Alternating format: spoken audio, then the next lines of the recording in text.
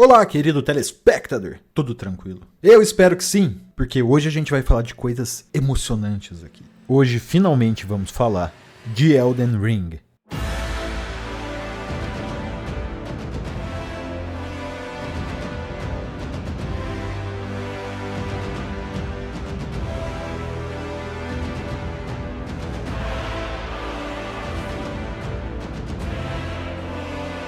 Olha, eu tentei escrever alguns roteiros pra falar sobre Elden Ring, e eu sempre acabava em uma crítica que não fazia parte do que eu queria falar, mas não tinha como fugir. Pra quem não sabe, Elden Ring é um jogo de videogame, um jogo eletrônico de videogame. Alguém me fala aí depois se é algum tipo de pleonasmo falar jogo de videogame, que eu realmente não sei. Obrigado, de nada. Mas Elden Ring não é apenas um jogo de videogame. Ele conseguiu ser aclamado pela crítica, pelo público, pela indústria e por mais de 90% da internet. E vai por mim. Isso é quase impossível. Eu sou suspeito pra falar porque sou simplesmente apaixonado pelo jogo. Na minha opinião, a gente não via algo com esse impacto na indústria desde Skyrim. E pra vocês terem uma ideia, hoje nem se discute se Elden é ou não é um bom jogo. É discutido abertamente se ele pode ser chamado de um jogo perfeito. Não que não tenha defeitos, mas ele tá tão acima do patamar de qualidade dos concorrentes que é como se houvesse uma categoria à parte só para ele. Hoje, sem exagero, entre os jogos single player existe Elden Ring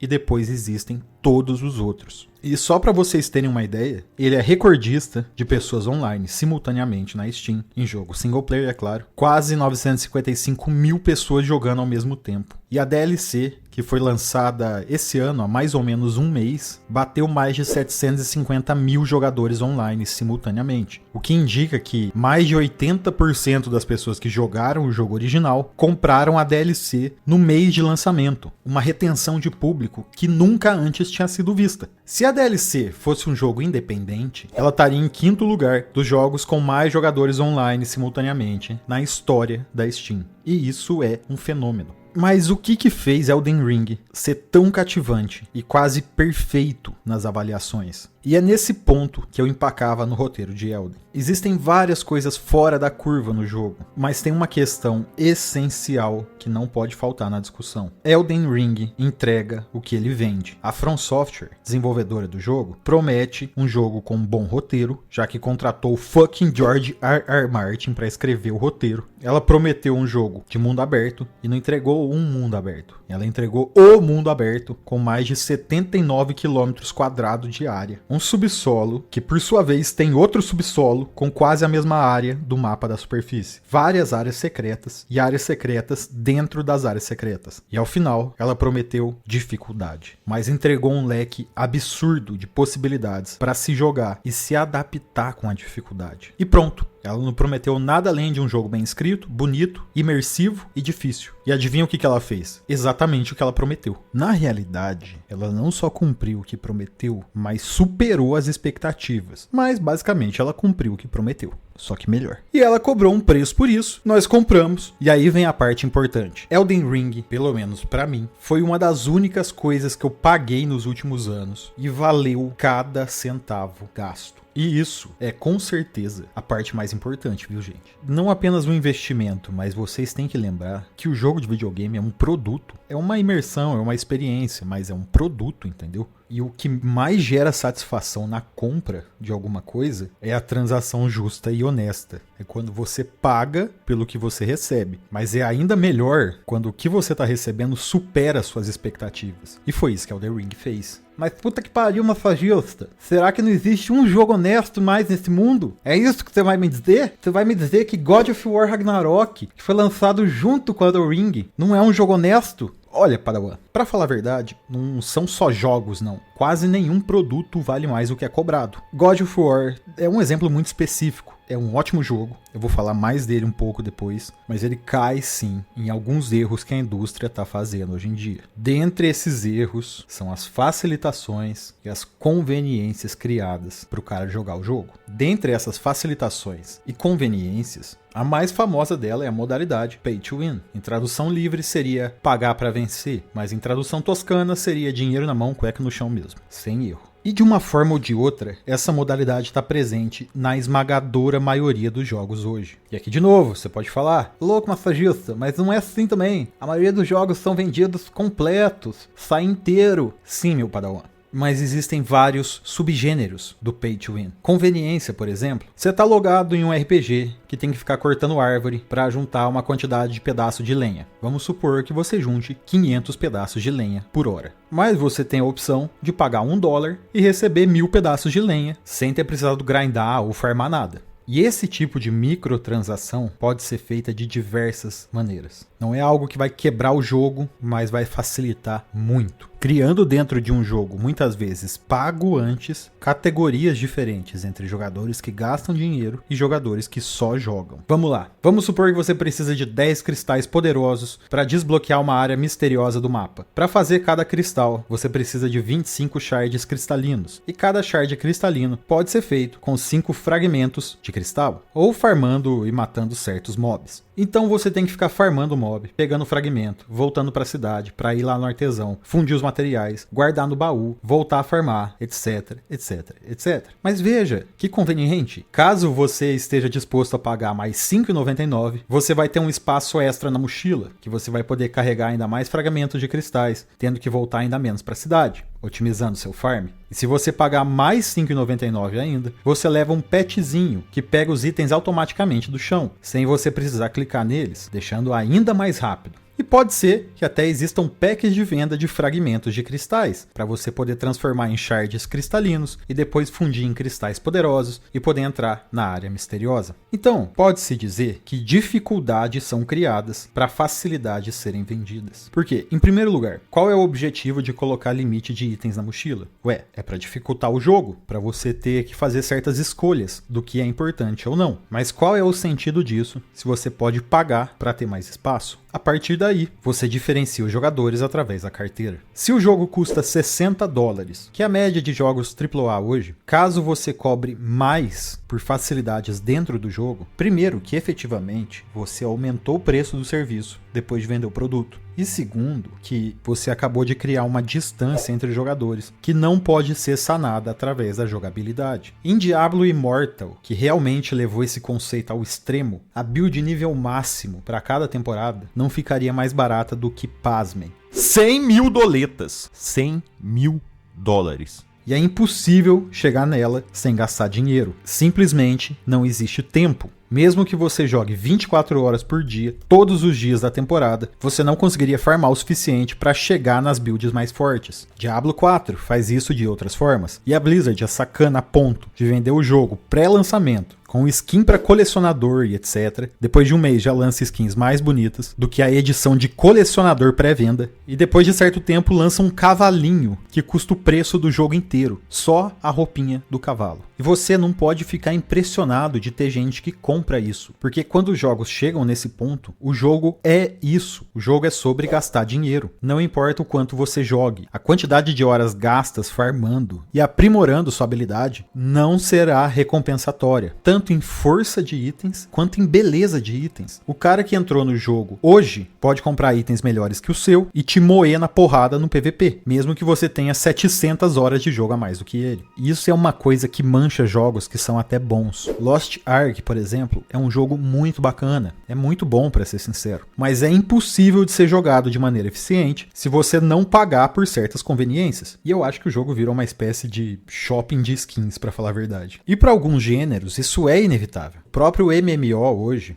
provavelmente seria impossível existir sem microtransações. Deve ter um ou dois que não existem. E eu vou chutar que é provavelmente o WoW e Final Fantasy, que tem todo um contexto diferente dos outros MMOs. Mas eu posso até estar enganado e até eles já terem sucumbido a isso. Até New World, que era uma promessa de MMO livre de microtransações, começou com microtransações agora. E olha que o jogo custava mais de R$350 quando ele foi lançado. Star Wars Outlaws, que saiu com uma missão a mais no lançamento para quem pagasse a mais. Tipo, o jogo saiu pior para quem não tivesse disposto a gastar tanto dinheiro. E esse é o grande problema disso tudo. Caso o jogo seja gratuito para ser jogado, mas cobre por microtransações, é algo até mais justo, que é o caso de Lost Ark. Só que tenha em mente que fatalmente vai piorar a experiência do jogador. Mas quando você compra um jogo pelo preço inteiro e você pode facilitar a sua jogabilidade em relação aos outros jogadores, gastando mais dinheiro dentro do jogo, aí você quebrou o videogame. Aí você inverteu o mecanismo de recompensa. Tempo jogado para melhorar a estratégia e a gameplay não vão significar nada. A recompensa para o jogador vai vir de conseguir comprar coisas novas e testar essas coisas, como se o jogo se transformasse em uma passarela de itens comprados, e não em uma aventura para descobrir novos itens, que tem certa dificuldade de ser encontrado. Afinal de contas, imagina você gasta lá $30 numa espada e no primeiro chefe já cai uma espada melhor. O jogo tem que ser pior para quem não gasta dinheiro, porque senão ninguém gastaria. Mas Elden Ring conseguiu fazer algo que parecia impossível para essa geração de gamers. Gamers, tá ligado? Os gamers. Primeiro, que o jogo começou a ser desenvolvido em 2017 e foi lançado em 2022. A desenvolvedora, From Software, lançou até outro título no meio disso, Sekiro, outro jogo totalmente excelente. Então, não teve ninguém apressando demais a criação, de maneira a lançar um jogo não acabado ou pouco otimizado. A From Software levou o tempo que precisou levar. A desenvolvedora é conhecida por fazer jogos difíceis de serem dominados e com uma longa curva de aprendizado. E não foi diferente com Elden Ring. É plausível dizer, sem muito alarde, que as primeiras 100 horas de jogo são o tutorial completo. E acima de tudo, a From Software nunca se preocupou em microtransações e nem em modos de dificuldade. O jogo é de um jeito e você tem que se virar para conseguir passar. E isso é igual para todo mundo. Todo mundo que joga bem hoje faz speedrun, zera o jogo sem tomar um hit. Todo mundo já foi ruim e já jogou mal. Não tem fórmula mágica, não tem exploit absurdo. É possível que você zere o jogo 3 vezes e só depois perceba que existia um quarto do mapa que você não fazia ideia. E o jogo não está preocupado se você vai lá ou não. Tem dezenas de chefes e itens lá que o pessoal se preocupou em produzir, mas você precisa descobrir sozinho pelo seu próprio interesse. E vejam que interessante, essa liberdade dá um senso de responsabilidade no prazer que você vai ter de jogar o jogo. Você, o seu interesse e as suas escolhas vão definir se o jogo vai ser mais desafiador ou não. Quer dizer, o jogo valoriza o tempo que você joga. O que eu não sei se eu deixei claro é algo quase inexistente no mercado de AAA hoje. E esse tipo de aposta que a From Software fez é, acima de tudo, confiança em seu público. A From Software sempre fez jogos difíceis e com mecânicas próprias. Se ela fizesse algo mais fácil para agradar a audiência em geral, ela correria o risco de, além de não agradar esse público, ainda perder os seus consumidores cativos. Então o que ela fez? Na minha opinião, ela fez o certo. Um jogo que seus fãs iam adorar e que fosse tão absolutamente bem feito e imersivo que aqui foi a vez dela inverter a curva do mercado. Em vez dela facilitar o Souls-like para o público em geral, ela fez um jogo tão bom que o público em geral não ligou se era um Souls-like, não ligou se tinha uma grande dificuldade. Na realidade, eles estavam com expectativa para finalmente experimentar essa tal dificuldade da From Software. E olha, esse wake-up call que a indústria tá levando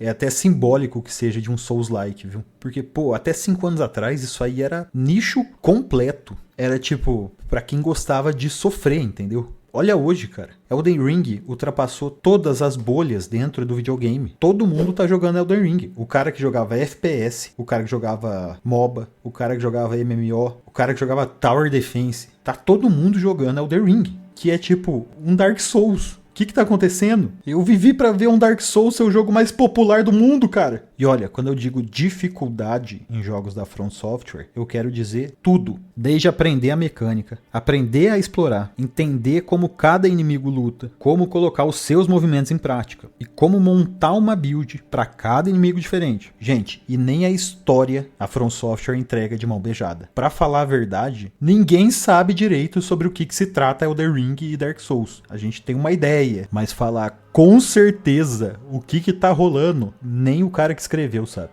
Mas foi por causa dessa dificuldade que muita gente percebeu, inclusive eu nessa muita gente, como fazia tempo que a gente não jogava um videogame de fato. Como fazia tempo que a gente jogava, às vezes, o mesmo jogo, apenas com personagens e ambientações diferentes? Quantos FPS não são Far Cry ou um Crysis disfarçados? Quantas cópias de Uncharted ou Last of Us a gente não tem por aí? Câmera em cima do ombro, pequena dificuldade mecânica, andar pra frente, apertar botão na hora certa e ver o filminho e repetir isso 3 horas. Qual foi a última vez que você realmente empacou num jogo? Que você ficou dias, você teve que, às vezes, desligar o jogo, voltar um mês depois pra passar aquela parte. Na realidade, qual foi o último jogo que te fez voltar a jogar depois de um mês comprado? A gente estava vivendo uma época de zero variedades, zero inovação. Esse medo de empacar o jogador numa área e o medo de cobrar que ele aprenda a jogar a porra do jogo em vez de ficar só num script.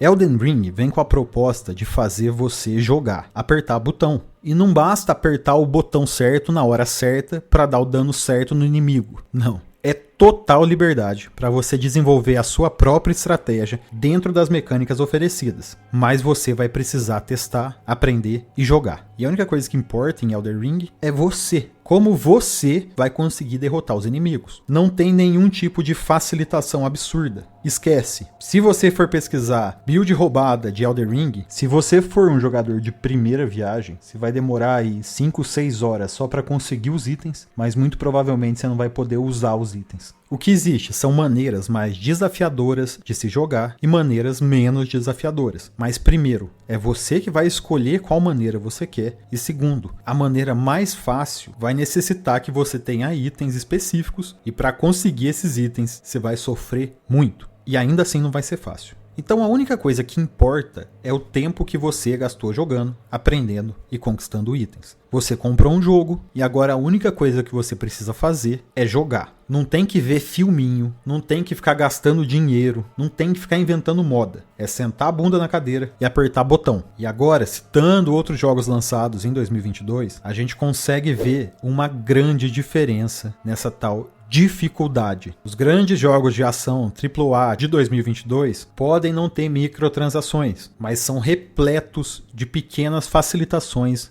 no mínimo. A maioria tem NPCs que ficam te falando para onde ir o tempo inteiro, marcações de mapa que te mostram tudo que você precisa saber, pouca liberdade de caminho até o final do jogo, pouca variedade de opções reais de build, mesmo que seja de um mundo aberto. Por exemplo, não dá para comparar a mecânica de batalha e exploração de cenário de um God of War com Elden Ring. E galera, ó, vou fazer um meia-culpa aqui, tá bom? God of War Ragnarok é um ótimo jogo. É o que melhor levou essa questão da progressão de personagem. Eu adoro progressão de personagem. É o que mais tem builds diferentes para você fazer. Os puzzles, aí depende do gosto, mas eles são interessantes, eles não são ruins, pelo menos. O jogo é maravilhoso em questão gráfica, mas, gente, vocês têm que entender, metade do jogo é filminho. E quando eu quero dizer filminho, eu tô querendo dizer essa questão scriptada mesmo. Você não tem opção. Apertar o botãozinho na hora certa para quebrar o baú, abrir uma porta, defender um golpe, contra-atacar, e tudo feito com animaçãozinha. O NPC fica de conversinha com você o tempo inteiro, te mostrando o caminho.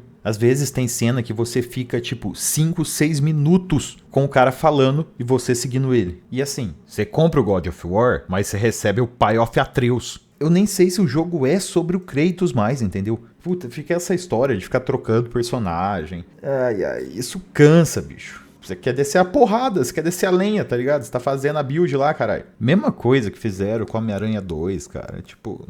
Caralho, mano. Quem que quer jogar com a Mary Jane? Tirando que metade do jogo mesmo é cutscene. Talvez não metade, mas uns 40% do tempo do jogo seria de cutscene. E assim, vamos colocar aí, chutando baixo, 30% do tempo de jogo é de cutscene, 10, 15% de cena scriptada, 10% de ficar ouvindo NPC falar. No final você tem metade do conteúdo como jogo de videogame. O resto do tempo você fica olhando pra tela. E outra coisa, a Santa Mônica se distanciou muito do hack and slash. Ela colocou essa câmera em terceira pessoa em cima do ombro, que putz, é uma das coisas mais rodadas em videogame hoje. O God of War Ragnarok não inovou em nada. Ele pegou tudo que o God of War de 2018 tinha, melhorou, mas não inovou em nada. E assim, todos esses pequenos detalhes, cenas scriptadas, pequenas facilitações, nossa, um diálogo infinito, uma conversinha absurda. Por exemplo, os chefes do God of War Ragnarok, cara,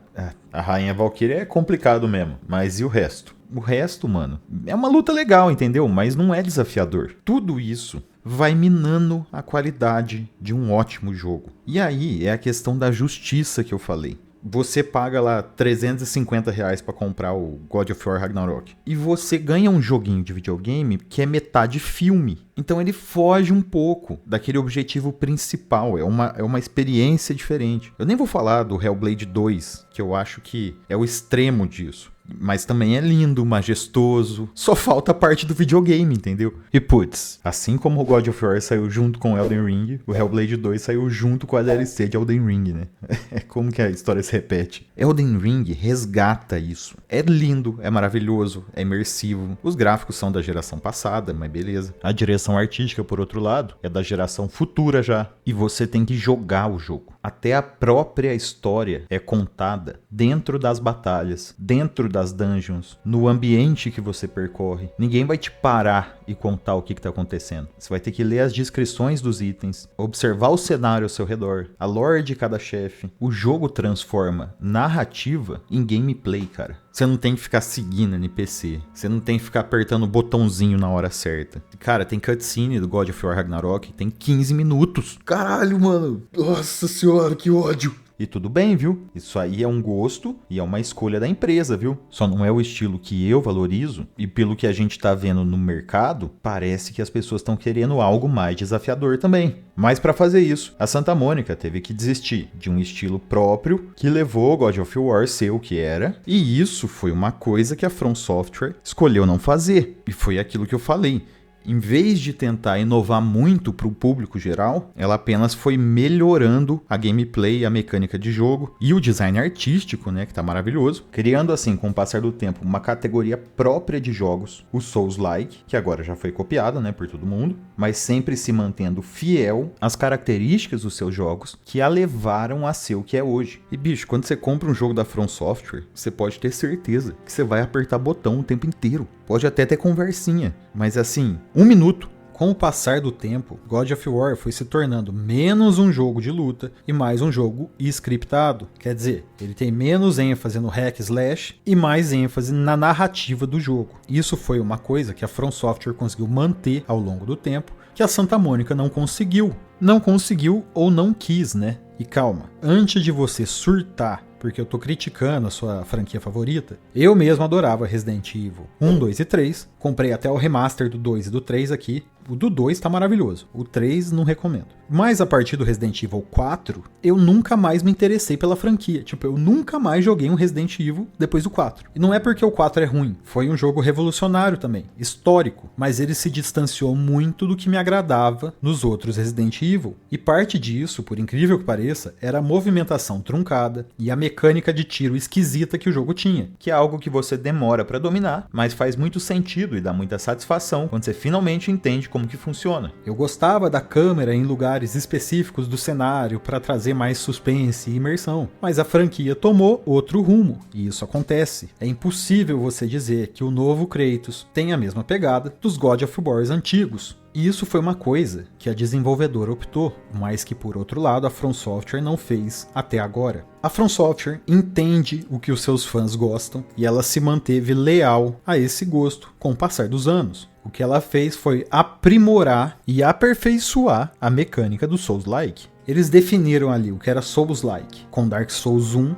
em 2011. Já tinham algumas experiências mais antigas, mas foi definido ali com Dark Souls 1. Eles erraram bastante no Dark Souls 2, mas voltaram ao normal ali com Bloodborne. Fizeram uma obra-prima em Dark Souls 3, o Armored Core vem vindo cada vez melhor, e Sekiro foi aquele tiro no escuro. Uma obra que eles podiam até se dar o luxo de errar, visto a inovação proposta, mas que foi maravilhoso também. Tão maravilhoso que acabou ganhando o GOT. Não que signifique muita coisa, mas significa alguma coisa. E isso se deve ao fato da empresa estar apostando no que os consumidores dela gostam. Tudo que existe em Elden Ring já está presente em algumas obras da From Software de quase 20 anos atrás, tipo o Armored Core, de 97, do Play 1, Lost Kingdoms, de 2002, do GameCube, Demon's Souls, de 2009 e outros títulos. A base está sendo aperfeiçoada, seguindo o que o seu público valoriza. E após décadas de aperfeiçoamento, sem trair as suas raízes, sem cobrar nada além do combinado, eles conseguiram chegar no topo. A From Software e o Miyazaki fizeram história. Elden Ring é um dos jogos mais desafiadores já feitos. E é justo dizer que é um dos maiores sucessos de público até hoje de qualquer mídia. Imagina se os outros desenvolvedores de jogos começassem a focar e entregar recompensas para quem joga o jogo, em vez de inventarem maneiras de dificultar o jogo para a pessoa ter que gastar dinheiro nele. Imaginem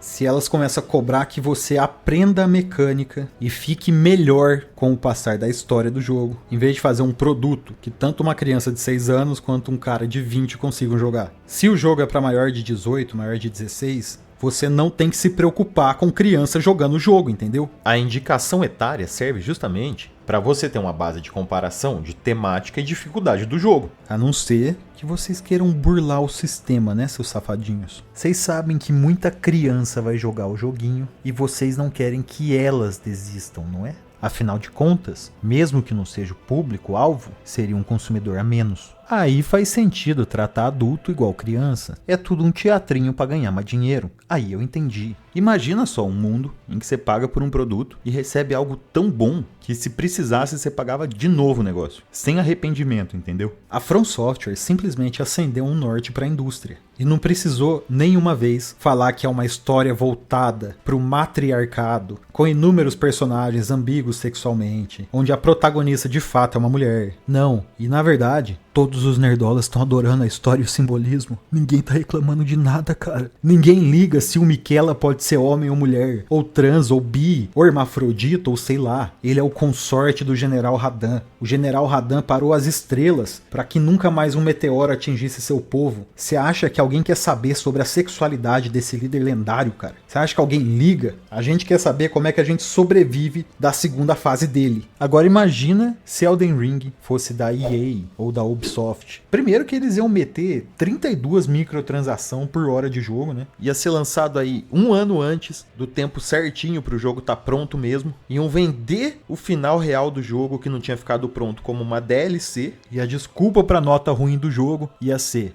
jogadores machistas que não gostaram das protagonistas mulheres, os personagens ambíguos sexuais, eles boicotaram nosso jogo. E tipo, olha o sucesso de Elden Ring.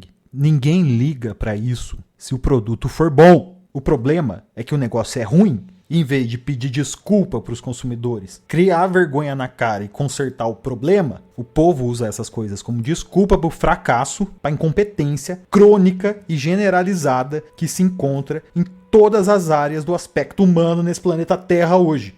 E aí, você jogou Elden Ring? Se jogou, você concorda comigo? Se não jogou, cara, e você tem a chance, bicho, joga. É fora do comum, assim, sabe? É uma daquelas coisas que marcam uma época mesmo. E não é nem que os outros jogos sejam ruins. É que Elden Ring é algo diferente. É aquele negócio, cara. Tipo, ele tem o Borogodó, tá ligado? O negócio nasceu diferente, cara. Fazia muito tempo que você não via um título assim. Mas enfim, você acha também que os joguinhos estão muito fáceis? Você acha que agora a indústria percebe que você precisa dar um tipo de desafio para o seu jogo realmente se tornar cativante? Me diz aí o que você acha. Não se esquece de se inscrever no canal, deixar o gostinho. É isso que eu tenho para hoje. E fim de papo.